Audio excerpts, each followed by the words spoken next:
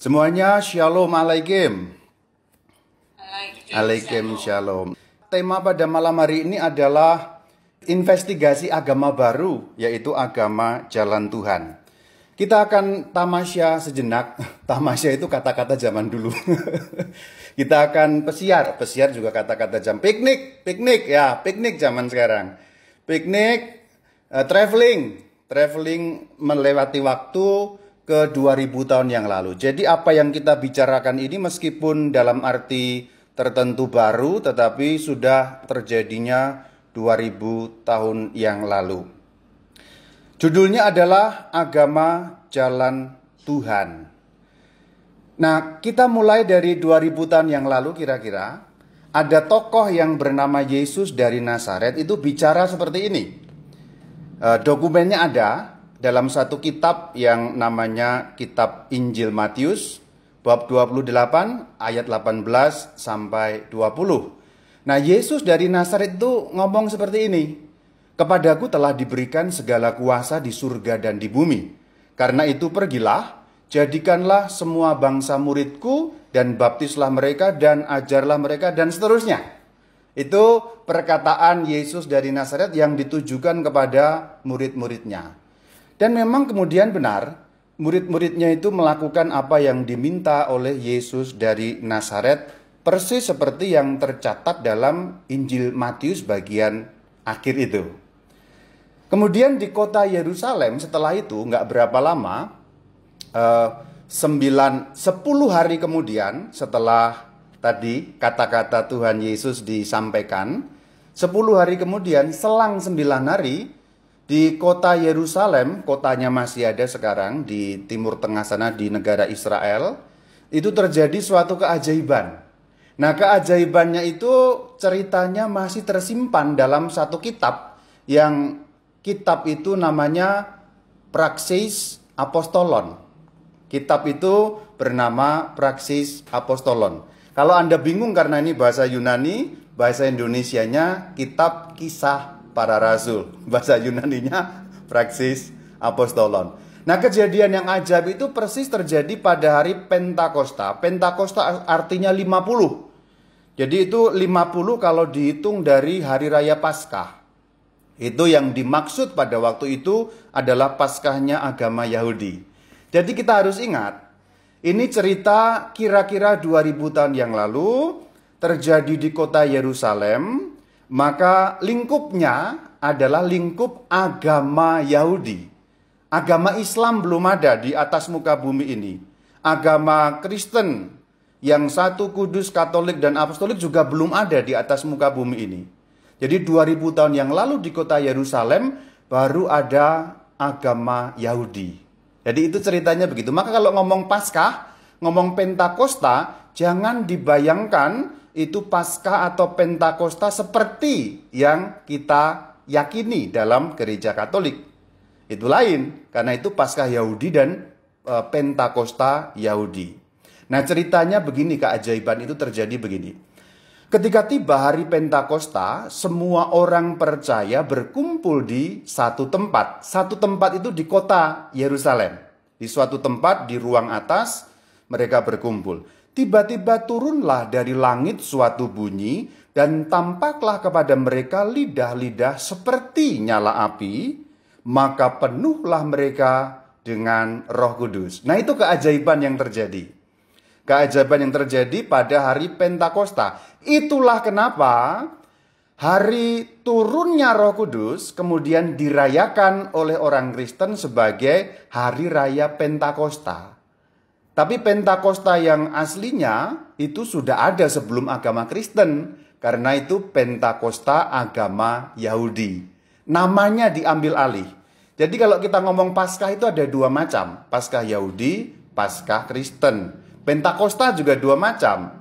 Pentakosta Yahudi, Pentakosta Kristen. Itu terjadi tahun 33 Masehi ya. Bukan 1933, tapi itu 33 Masehi. Maka pada hari Pentakosta Yahudi tahun 33 Masehi, di kota Yerusalem itu kemudian terbentuk suatu agama baru. Tadi saya katakan, Yang sebelumnya ada itu adalah agama Yahudi. Jadi agama yang sekarang ada belum ada. Islam, Kristen itu belum ada. Pada waktu itu di kota Yerusalem baru ada agama Yahudi. Tapi kemudian hari Pentakosta tahun 33 terbentuk agama baru. Nah, namun begini saudara-saudari, penganut-penganutnya itu belum terlalu menyadari.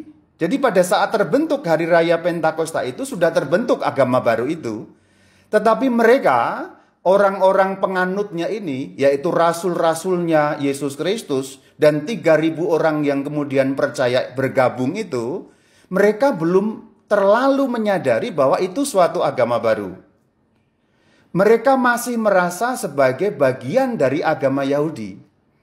Jadi setelah hari Pentakosta, kemudian 3.000 orang bergabung itu, mereka itu masih merasa sebagai orang beragama Yahudi. Padahal suatu agama yang baru terbentuk. Tapi mereka belum merasa diri terpisah. Mereka masih perasaannya sebagai orang Yahudi. Buktinya ada dua. Kok Romo bisa ngomong begitu? Ada dua bukti. Dan dua bukti itu tercatat dalam kitab Praksis Apostolon, yaitu kitab Kisah Para Rasul tadi. Bukti yang pertama sembahyang di bait Allah. Bukti yang kedua sunat. Dua-duanya ini adalah ajaran dalam agama Yahudi. Orang Yahudi kalau sembahyang di bait Allah, yaitu di kota Yerusalem. Orang Yahudi harus disunat. Laki-lakinya harus disunat pada umur 8 hari. Jadi dua hal ini, sembahyang di bait Allah dan sunat itu agama Yahudi. Sementara orang-orang yang agamanya baru tadi itu belum menyadari bahwa mereka terpisah. Mereka masih merasa sebagai bagian dari agama Yahudi. Buktinya itu. Ada juga dokumennya. Dalam Praksis Apostolon bab 3 ayat 1 yang berbunyi, pada suatu hari menjelang waktu sembahyang, yaitu pukul 3 petang, naiklah Petrus dan Yohanes kemana? Bait Allah. Jadi mereka setelah hari Pentakosta masih pergi ke bait Allah untuk menunaikan sembahyang. Sembahyang yang dimaksud itu adalah sembahyang menurut cara Yahudi. Jadi dalam Praksis Apostolon 3 ayat 1 yang dimaksud sembahyang itu sembahyang menurut agama Yahudi, sembahyangnya di bait Allah. Itu bukti pertama bahwa penganut agama yang baru itu masih merasa bagian dari agama Yahudi. Bukti yang kedua ini, masih kitab yang sama, Praksis Apostolon, bab 15 ayat 5. Orang-orang Farisi yang telah percaya berkata, orang-orang bukan Yahudi harus disunat. Yang telah menjadi percaya itu maksudnya sudah bergabung dengan agama baru tadi itu. Agama yang diperintahkan oleh Yesus dari Nazaret tadi itu. Jadi rupanya mereka sudah menjadi percaya tetapi masih mewajibkan sunat. Sunat itu kewajiban agama Yahudi. Maka kalau mau dibilang sebenarnya agama baru itu masih merasa bagian dari agama Yahudi, tetapi juga ada unsur yang beda. Kalau digambar kira-kira seperti ini. Kalau digambar kira-kira, nanti gambarnya saya tunjukkan. Tetapi sementara saya mau jelaskan dulu unsur yang berbedanya. Jadi ada unsur yang sama. Jadi ada dua ya. Agama Yahudi, agama yang baru terbentuk itu. Ada unsur yang sama. Dua unsur yang sama tadi ada. Sembahyang di bait Allah masih, sunat masih. Tetapi agama yang baru ini punya juga unsur yang berbeda. Agama yang baru itu jadi sama dengan agama Yahudi, tapi sekaligus beda. Beda sekaligus sama. Kita lihat apa yang beda. Yang beda tercatat dalam Praksis Apostolon 2 ayat 46. Dikatakan, dengan bertekun dan sehati mereka berkumpul di mana? Di bait Allah. Kumpul di bait Allah itu agama Yahudi. Tetapi ada kelainan di situ. Mereka memecahkan roti. Nah ini aneh. Orang Yahudi tidak berbuat seperti itu. Agama Yahudi tidak mewajibkan seperti itu. Kalau di bait Allah dan sunat, iya. Tapi memecahkan roti itu maksudnya apa? Untuk tahu artinya memecahkan roti, kita harus membuka Injil Lukas. Karena kisah para rasul yang menulis Lukas. Maka karena kisah para rasul yang menulis Lukas, kita harus tanya rujukannya di Injil Lukas. Apa arti memecahkan roti? Sebab memecahkan roti itu suatu istilah, saudara-saudari. Kalau kita buka Injil Lukas, yaitu Lukas 24 ayat 30, itu di Emmaus. Ingat ya, belum lama ada bacaannya itu kan ya, hari Minggu ya. Yang 2 orang pulang ke Emmaus. Sampai di rumah, Yesusnya ikut datang ke rumah. Kemudian dikatakan di Emmaus, ini cerita di Emmaus. Waktu ianya Yesus duduk makan dengan mereka, ia mengambil roti, mengucap berkat, lalu memecah-mecahkannya. Memecah-mecahkan roti. Jadi ini rujukan tadi dari kisah para rasul. Tetapi rujukan yang paling utama ada di Lukas 22 ayat 19. Yesus mengambil roti, mengucap syukur, memecah-mecahkan roti itu, memberikannya kepada para murid. Ini apa? Ekaristi. Jadi agama baru tadi melaksanakan tata cara Yahudi, sembahyang di bait Allah dan sunat, tetapi sekaligus juga ekaristi. Karena apa? Karena mereka belum terlalu sadar bahwa mereka agama yang baru. Kalau kita lihat seperti ini bagannya. Saya membuat semacam bagan supaya menggambarkan. Yang warna coklat itu agama Yahudi. Yang warna biru itu agama yang baru tadi. Saya sebutnya agama Yahudi plus. Ini jangan mikir yang aneh-aneh plus itu ya. Tapi agama Yahudi plus. Maksudnya apa? Mereka masih bertindak seperti orang beragama Yahudi, tetapi ada plusnya. Plusnya tadi itu merayakan Ekaristi. Nah, kalau mau digambarkan ada lingkaran masih agak nempel, tetapi tidak nempel persis, ada bagian yang berbeda. Yang bagian biru itu ada bagian bedanya. Jadi itu 2 agama, tetapi mereka masih merasa satu agama. Kemudian berlanjut. Tapi lama-lama kelompok agama baru itu dimarahi oleh para pemuka agama Yahudi. Pemimpin-pemimpin agama Yahudi tidak setuju. Karena kalian ngawur. Kalian mengajarkan sesuatu yang berbeda. Kacau kalian ini. Kira-kira begitulah. Dengan wajah serem dikatakan dalam Praksis Apostolon bab 4 ayat 2. Orang-orang itu sangat marah. Yang dimaksud orang-orang itu siapa? Imam-imam. Maksudnya ini imam agama Yahudi, pengawal bait Allah, dan orang-orang Saduki. Ada di ayat 1. Kalau Anda lihat slide-nya itu. Jadi pemimpin-pemimpin agama Yahudi marah. Sudah serem belum itu marahnya? Ya kira-kira begitulah. Karena ini orang Yahudi kok mengajarkan yang enggak-enggak, kira-kira begitu. Yahudi tapi kok ada plus-plusnya, maka dimarahi. Kemudian ada rentetan penangkapan. Nanti disimak sendiri. Setelah bab 4 itu, dalam kitab Praksis Apostolon itu, bab 4, bab 5 dan seterusnya, nanti ditangkap, dianiaya dan sebagainya. Bahkan Petrus sampai sempat dipenjara juga karena peristiwa ini. Jadi agama baru itu tidak direstui oleh para pemimpin agama Yahudi. Mereka marah.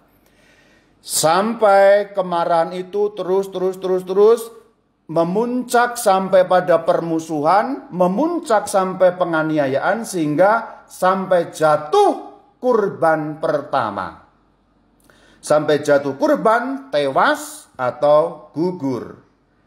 Orang itu bernama Stefanos. Stefanos itu dalam ejaan Yunani. Kalau Anda baca Alkitab dalam bahasa Yunani, Stefanus itu berbunyi Stefanos. Dalam Praksis Apostolon bab 6 ayat 12.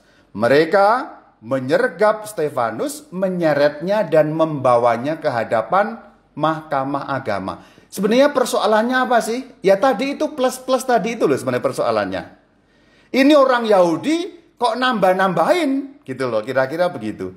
Ini orang agama Yahudi kok mau ngerusak tata cara yang sudah baku, kira-kira begitu. Maka dibawa disidang di mahkamah agama. Akhirnya tewas, gugur. dirajam. Itu ada di bab 7 ayat 58 dan kemudian ada di bab 8 juga. Stefanos mati dibunuh dengan dilempari batu. Itu titik pertama sebelum nanti penganiayaan atau sebelum nanti penghancuran demi penghancuran kepada orang-orang agama baru itu. Setelah kejadian Stefanos ini, peristiwanya menjadi begitu mengerikan.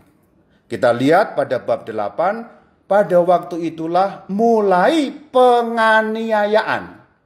Jadi seakan-akan tewasnya Stefanos sebagai proto-martir, proto nomor 1, martir ya martir. Jadi Stefanos itu gelarnya proto-martir, artinya martir pertama, yang terbunuh pertama. Sebelum itu belum ada. Memang dicambuki, disiksa, tapi nggak ada yang mati. Pertama mati Stefanos. Setelah itu luar biasa dianiaya. Itu ayatnya di Praksis Apostolon 8 ayat pertama dan seterusnya. Penganiayaan yang hebat. Karena penganiayaan yang hebat itu mulai sadar. Ternyata agama Yahudi dan agama yang baru itu berbeda. Jadi agama Yahudi dan agama yang baru itu makin disadari ternyata berbeda. Buktinya pemimpin-pemimpin Yahudi marah. Nah itu kalau kita gambar sekarang begitu. Jadi tadi itu kan masih nempel ya. Kalau kita lihat gambar yang pertama. Nah ini gambar yang pertama kan begini. Jadi masih dekat sekali. Tapi makin menjauh sekarang gambarnya. Yang coklat itu agama Yahudi. Yang biru agama baru, yang kemudian namanya kita tahu agama jalan Tuhan. Kok tahu agama itu namanya jalan Tuhan? Ada ayatnya di Praksis Apostolon 9 ayat 2. Itu saya kutipkan. Bahasa Indonesia ada, kalau yang nggak bisa bahasa Indonesia, saya kutip bahasa Latinnya. Kalau bahasa Latin tidak menguasai, di bawah saya kutip bahasa Yunaninya. Jadi kalau Anda hanya bisa ngomong Yunani, bacalah Yunaninya. Seandainya ada yang nggak bisa bahasa Indonesia, bisa ngecek Latinnya, bisa ngecek Yunaninya. Yang saya beri warna kuning itu jalan Tuhan, Yunaninya hodos. Hodos, kemudian Latinnya via. Jadi agama baru ini rupanya menurut kitab Praksis Apostolon namanya agama jalan. Atau agama jalan Tuhan. Jadi kita tahu sebenarnya agama ini nama awalnya adalah agama jalan Tuhan. Mungkin ini baru bagi Anda, tapi mungkin juga tidak baru. Mungkin Anda sudah baca ayat-ayat ini beribu-ribu kali, tapi baru nggak sekarang. Bahwa nama agama baru ini agama jalan, hodos, via, atau agama jalan Tuhan. Kemudian di kota Antioquia, ini tadi di kota Yerusalem ya, di pusat kota Yerusalem. Kemudian kan makin luas, karena apa? Karena penganiayaan tadi itu loh. Justru karena dianiaya, kemudian mereka tersebar. Akhirnya sampai di kota-kota lain. Nah, di kota Antioquia, agama jalan Tuhan ini punya nama alias. Loh kok tahu Rama? Tahu, karena tercatat dalam Praksis Apostolon 11. Ayat 26. Bunyinya, di Antioquia lah murid-murid itu untuk pertama kalinya disebut Kristen. Stop. Kalau istilah Kristen ini jangan membayangkan Protestan, itu beda. Sebab di Indonesia kalau orang ngomong Kristen, pikirannya itu Protestan. Orang sering membedakan Katolik dan Protestan, Katolik dan Kristen, salah itu. Katolik dan Protestan. Sebab Katolik itu asli-aslinya Kristen, saudara-saudari. Jadi kalau membaca ayat ini jangan salah pikirannya. Dikiranya Kristen yang itu, bukan. Kalau yang itu namanya Protestan. Kalau Kristen itu yang aslinya. Jadi agama jalan Tuhan rupanya punya nama alias yaitu Kristen. Dari bahasa Yunani Christianos. Kalau jamak Christianoi. Artinya pengikut Kristus atau para pengikut Kristus. Tetapi begini saudara-saudari. Meskipun sudah punya nama Kristen, meskipun sudah ada nama Kristianos, tetapi nama jalan Tuhan itu tidak hilang ternyata. Kalau kita membaca Praksis Apostolon sampai bagian-bagian agak belakang, contohnya pada bab 18. Tadi ini kan pada bab 11. Nama Kristen muncul di bab 11. Kalau kita membaca bab 18, saya kutipkan beberapa contoh saja. Bahwa begitu ada nama Kristen, nama jalan Tuhan juga tetap dipakai. Praksis Apostolon 18 ayat 24. Tentang Apolos yang telah menerima pengajaran dalam jalan Tuhan. Itu bahasa Yunaninya biar saya kelihatan pintar sedikit lah. Praksis Apostolon bunyinya Apolos onomati. Nah, Apolos namanya. Afto in, nah itu katekese. Katikimenos. Nah, itu ya pengajaran. Jadi katikimenos itu pengajaran. Jadi aftos in katikimenos tin odon tukuriu. Odon dari kata hodos tadi, tu itu dari of, kuriu kurios, jalannya Tuhan. Jalan Tuhan. Nah, saya pura-pura bisa baca Yunani lah, padahal nggak bisa. Tadi saya sudah ngapalin dari pagi, jadi. Nah, contoh lagi. Praksis Apostolon bagian-bagian terakhir juga masih bicara mengenai jalan Tuhan. Tetapi Felix yang tahu benar-benar akan jalan Tuhan. Nah itu. Eidosta peritis odo. Jadi sama, dipakai juga agama jalan Tuhan. Nah, peristiwa yang sangat kuat yang memisahkan Yahudi dengan jalan Tuhan atau Kristen adalah peristiwa mengenai pertemuan di Yerusalem yang latar belakangnya begini. Ini yang membuat agama yang baru yang namanya agama jalan Tuhan alias Kristen tadi betul-betul berpisah, total berbeda dari agama Yahudi. Itu ceritanya. Orang-orang bukan Yahudi itu dikatakan, orang-orang bukan Yahudi itu dikatakan harus apa? Disunat dan diwajibkan untuk menuruti hukum Musa. Maksudnya bagaimana sih ini maksudnya? Di dalam agama yang baru itu, agama jalan Tuhan atau agama Kristen tadi itu masih ada perdebatan karena sebagian di antara mereka masih merasa sebagai bagian dari agama Yahudi. Agama Yahudi wajib sunat, agama Yahudi wajib melaksanakan hukum Musa. Maka kalau mau jadi orang agamanya Kristen atau agama jalan Tuhan wajib sunat, wajib hukum Musa. Nah, di situ ada persidangan para rasul.